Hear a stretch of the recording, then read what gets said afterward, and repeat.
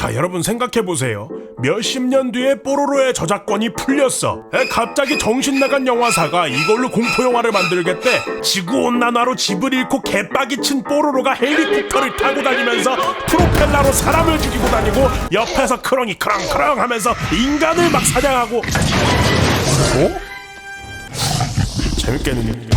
더 컬랩! 어린 시절 헌드레드 에이커 숲에서 반인반수 친구들과 함께 행복한 시절을 보내던 소년 크리스토퍼 로빈. Piglet, Eeyore, we were friends for many years, and they're out there. 그러나 소년은 대학 진학으로 인해 그들을 떠날 수밖에 없었고, 버림받았다고 생각한 곰돌이 푸와 아기 돼지 피글렛은 참을 수 없는 분노와 배신감을 느끼게 됩니다. We need to leave now. I really need to find out what's happening. 이에 완전히 엇나가버린 친구들, 기어이 잔혹한 복수를 시작하게 되는데,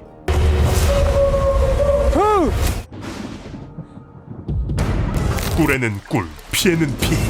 달콤했던 기억은 잊어라. I would have never left, I swear, I swear. 영화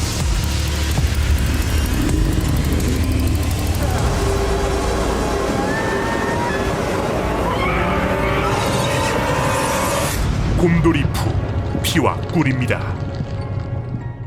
예, 정말이지 그렇습니다. 위니더푸, 빨간 티셔츠에 노란 귀여운 인형곰과 여러 귀여운 동물 친구들, 그리고 크리스토퍼 로빈이라는 소년이 함께 지내며 벌어지는 따스한 이야기. 본격적인 리뷰를 시작하기에 앞서서 우선 영문을 몰라 하실 분들께 간략하게 설명드리자면, 주로 우리에게 익숙한 푸는 이런 모습이지요. 아니, 그런데 푸 디즈니 거 아니었나요?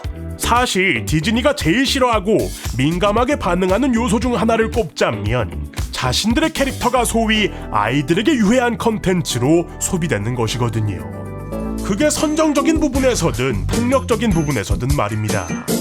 근데 그런 디즈니가 미쳐가지고 그 곰돌이 푸를 갖다가 갑자기 슬래셔 공포영화를 만들 리는 없고, 이번 영화 곰돌이 푸 피와 꿀은 디즈니의 곰돌이 푸의 원작 동화 A.A. 밀른의 곰돌이 푸가 저작권 유효기간 95년이 지남으로써 퍼블릭 도메인화, 저작재산권이 소멸되어 세상에 나오게 된 영상물입니다. 즉슨 저작권료 낼 필요 없이 그냥 이거 모티브가 그 곰돌이 푸야 만 해도 법적으로는 문제가 없는 범주의 것이라는 거지요. 곰돌이 푸 피와 꿀은 우리가 알고 있는 곰돌이 푸와 장르가 아주 많이 다른 만큼 일부 설정들 또한 다르게 가져갑니다. 본래 귀여운 동물 인형이었던 푸와 피글렛 등의 여러 숲속 친구들은 반인반수라는 설정으로 각색이 되었고, 소년인 크리스토퍼 로빈이 이들에게 음식을 가져다주고 함께 어울려 놀면서 어린 시절을 보냈다는 점에서는 일부분 동일해요. 다만 이후 소년이 대학 진학으로 이들을 떠나게 되면서 크리스토퍼 로빈이 가져다주던 음식만으로 살아가던 푸와 친구들은 스스로 먹이 활동을 할 수 없었고, 이에 너무나 굶주렸던 친구들은 살아남기 위해서 당나귀 이오르를 잡아먹고 말지요.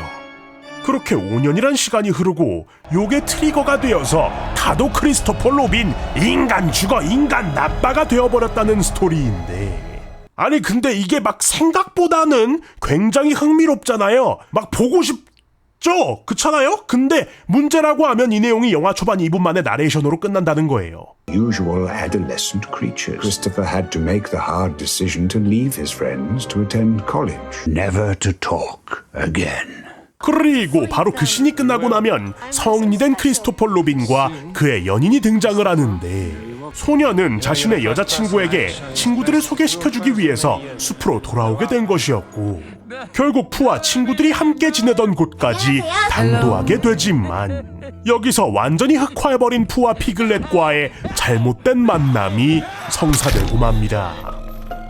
곰돌이 푸가요, 크리스토퍼 로빈을 이렇게 묶어놓고 그 이오르 꼬리 그 탈부착시킨 거 기억나시죠? 그걸로 막 채찍질을 하기 시작하는데, 와, 이게 되게 구도가 이게 그렇더라고.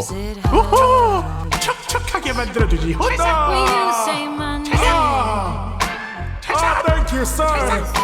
그 이후부터는 갑자기 화면이 전환되면서 한 무리의 여성들이 조명되는데 영화 전체의 비중을 놓고 본다면 사실 크리스토퍼 로빈과 푸의 이야기보다 이들이 푸와 피글렛에게 희생되는 내용이 메인 이벤트예요.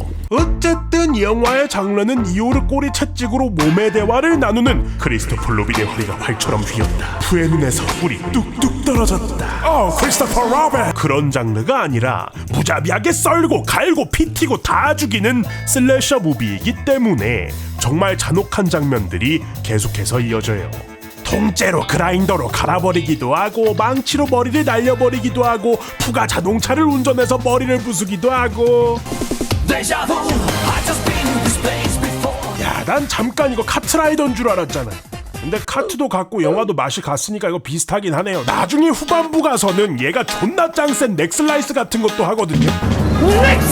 손을 한 번 그으면 사람들 팔이 날아가고 머리가 반갈죽이 되고, 그쯤 돼서는 관객 텐션이 진작에 코미디 쇼가 되어 있는데, 아니 이 사단이나 있으니까 극장에서 보면서도 멘탈적인 포지션 잡기가 되게 모호한 거예요. 아니 당장 스크린에서는 에라이 다 X가슈 하면서 노란색 사이코패스 곰돌이가 피땀 눈물 범벅이 돼갖고 격파술 시범을 보이고 있는데, 이게 내가 이런 영화에다가 대고 진지하게 욕을 받고 스토리의 개연성 온갖 요소들에서 논리적으로 따지고 드는 그게 더 웃긴데 나는? 아니 이게 논리도 어느 정도 개논리 건덕지가 있어야 딜을 놓지, 이거 아무것도 없는 페어에다가 뭘 할 수는 없잖아요. 아니 어려운 거야. 이게 더 어려워. 애초에 곰돌이 푸는 뭐지? 피글렛은 또 뭐지? 이 영화의 본질은 뭐지? 아니 애초에 문화라는 것을 논리적으로 따질 수 있는, 아니 이 영화를 문화라고 쳐줘야 되는 명작의 기준은 뭐지? 그렇다면 망작의 기준은 또 뭐지? 망했다는 기준은 뭘까? 엄복동이 150원, 이 영화가 1억. 그럼 잘 만든 건가? 명작의 기준. 어벤져스 엔드게임이 명작이었던 이유는 영화가 끝난 뒤 관객들의 대화가 끊이지 않았기 때문이다. 제가 이 영화를 제 주변 유튜버 지인들하고 파티를 꾸려서 무려 6인 팟을 꾸려서 갔었거든요. 영화가 끝나고 나서 보니까 새벽이 다 되어가는 시간이었는데 그대로 6명 다 저희 작업실 들어와갖고 거진 3시간가량을 논스톱으로 떠들었어요. 즉슨 만일 명작의 기준이 관람 후에 할 수 있는 대화의 양이라면 이 영화는 단언컨대 2023년 최고의 미친 명작일 겁니다. 그러니까 이거 한번 보실래요? 개재밌. 그렇다고 주구장창 헛소리만 할 수는 없으니까 그나마 다 부서진 페어에서 버려진 철골 몇 개 들고 흠 좀 잡아보겠습니다. 사실 앞에서 저렇게 말했지만 각을 잡으려면은 암흑 물질 마냥 아주 무한대로 즐길 수 있거든요. 이 영화의 각본은 여러분께 하여금 호러 장르 특유의 창란을 일으키게끔 여러 번 반복하는 구조로다가 아주 교묘하게 설정되어 있습니다. 사실 이게 교묘한 건지 아니면 너무도 창의적이신 감독님께서 대본 없이 상황만 제시하는 바람에 짜여진 대본이 없으니까 배우들이 앵무새처럼 똑같은 대사를 한 화면에 3-4번을 디폴트 값으로 반복한 건지는 겁나게 알 수 없지만 제 단언컨대 이 1시간 24분에 달하는 영상물에 크리스토퍼 로빈이 푸에게 했던 대사는 푸, 넌 이런 애가 아니었잖아. 푸, 대체 왜 이러는 거야? 푸, 내가 더 잘못했어. 푸, 멈춰. 이 4개를 돌려막기 하는 수준에서 진행됩니다. 차라리 푸한테만 그랬으면 푸가 언어 능력이 딸려서 한정된 단어만 알아듣는 걸까 하겠는데, 개뿔이 교묘한 반복의 굴레는 인간 대 인간의 대화에서도 다를 게 없으니 그냥 이 세계관 내 인물들은 구사할 수 있는 단어가 한정되어 있다고 생각하는 게 빠를 겁니다. 아니 애초에 슬래셔 무비에서 반복되는 대사의 고통을 느껴야 된다는 게, 제가 슬래셔를 많이 접해본 건 아니지만 대충 로맨스 뮤지컬 영화에서 액션의 합을 따지고 있는 꼴이거든요. 근데 이걸 꺼내올 정도로 이게 너무 어처구니가 없는 지점이었다. 이 영화의 제작비가 10만 달러, 원화로 대략 1억 3천만 원 정도인데 이게 사실 터무니없는 금액이긴 합니다. 최근 마블 슈퍼히어로 영화의 제작비가 평균 2억 5천만 달러, 대략 원화 3,300억 원이니까 곰돌이 푸피와 꿀 촬영하는 걸 3,300번 참으면 마블 영화 한 편이 나오는 거예요. 비슷한 맥락으로 전설로 불리우는 한국 영화 리얼의 제작비가 115억 원이니까 곰돌이푸 피와 꿀 촬영을 115번 참으면 리얼이 나오는 거지요. 그만큼 초저예산 영화라는 건데 곰돌이푸가. 문제는 보통 흥행에 성공한 저예산 영화들은 와 이게 이것밖에 안 들었어? 내지는 영화의 제작비를 생각지 못하는 경우가 많잖아요. 곰돌이푸 피와 꿀의 경우는 그래 그만큼 들었겠네 하고 고개를 끄덕이고 있더랍니다. 이게 그냥 그렇구나가 아니라 사실 몰입에 방해가 될 정도라서 문제예요. 촬영 스케줄이 들쑥날쑥이니까 숲속에서 분명 저녁이었는데 갑자기 해가 중천에 떠있고 희생자들이 도륙당하는 숙소는 내부 구조가 호그와트인가 실시간으로 뒤틀립니다.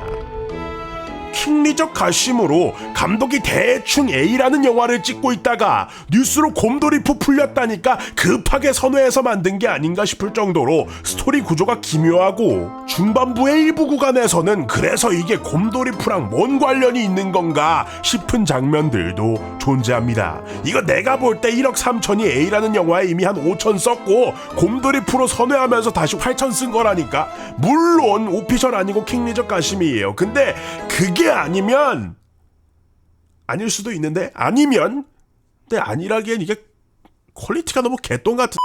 많은 분들이 푸의 이야기가 호러 영화로 나온다고 했을 때 궁금하셨을 겁니다. 트레일러에 이 어둠에 가려진 푸의 모습은 과연 CG일까 가면일까 뭘까? 얘가 표정이라는 걸 짓긴 하거든요. 이렇게 씩 웃을 때도 있고 눈물 비슷한 럭제를 뚝뚝 떨어뜨리기도 하고 그래요. 그런데 당연히 제작비 이슈로 풀 CG는 아니고 일부 부분만 요렇게럼 뒤틀어서 표정을 구현하는데 극장에서 유심히 잘 보시면 눈 부분에 가면과 얼굴 사이가 떠서 그림자가 져 있습니다.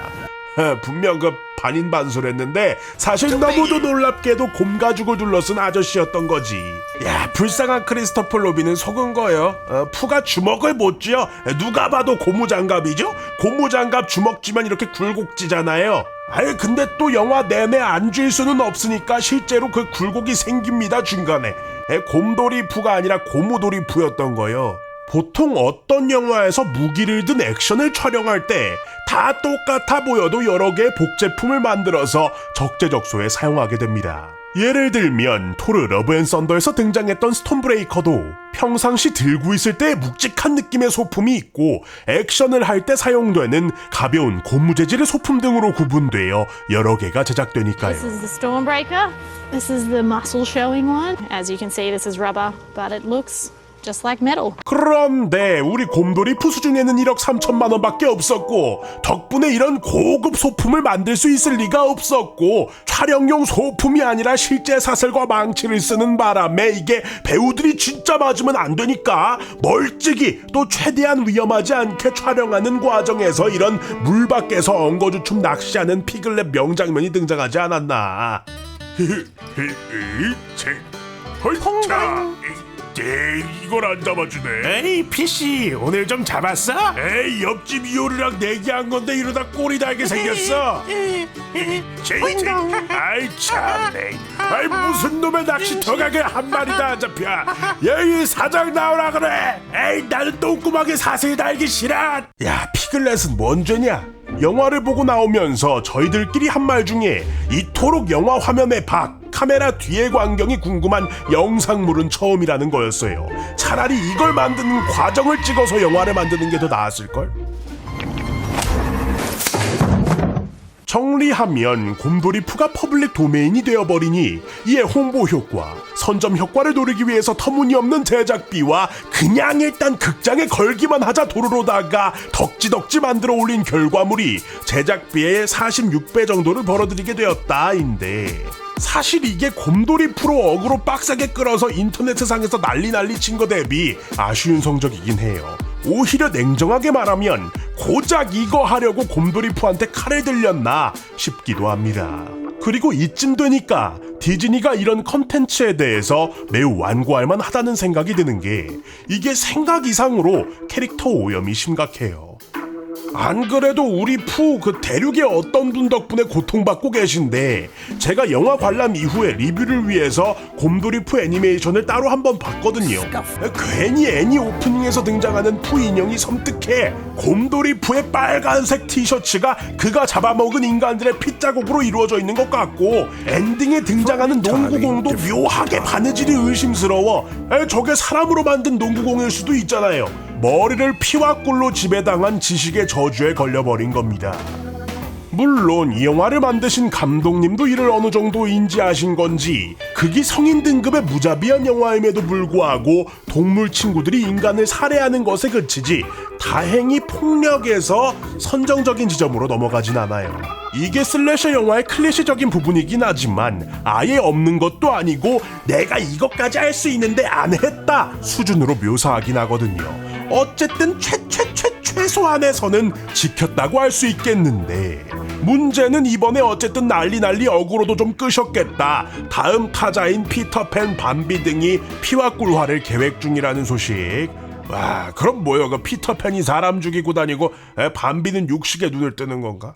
야, 참 정말이지 기대가 되네요. 난 안 보겠지만. 짜란. 결과적으로 이번 영화 곰돌이 푸 피와 꿀.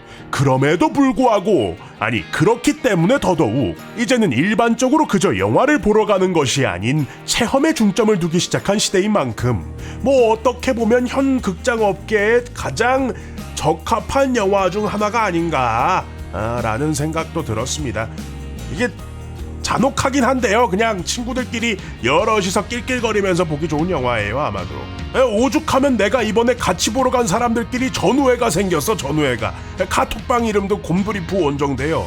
농담 빼고 개인적으로는요 우리 구독자분들 극장에 모아놓고 같이 보고 싶은 영화였어요. GV하기 참 재밌는 영화일 것 같아. 곰돌이푸 피와 꿀짱 연락주세요. 애초에 이거 만든 감독도 이거 잘 만들려고 만든 영화 아닌 것 같아. 약간 괴식 먹는 느낌인데 뭐 다 던져놓고 하는 말이지만 그런 작품이었다. 제가 애기 때 진짜 애기 때 좋아했던 영화 중에 하나가 곰돌이푸 그 티거 무비가 최애였거든요. 저 티거를 제일 좋아해요. 티거가 안 나와서 좋았어요. 짜란. 자, 여러분들의 생각은 어떠신가요? 댓글로 달아서 의견을 나눠주세요. 영상 즐거우셨다면 구독과 좋아요, 알람 설정까지 빠짐없이 부탁드리면서 이게 영화 보기 전이고 이게 영화를 보고 나서거든요. 난 여러분이 꼭 이 영화를 봤으면 좋겠어. 그럼 여태까지 소클립의 한태형이었습니다.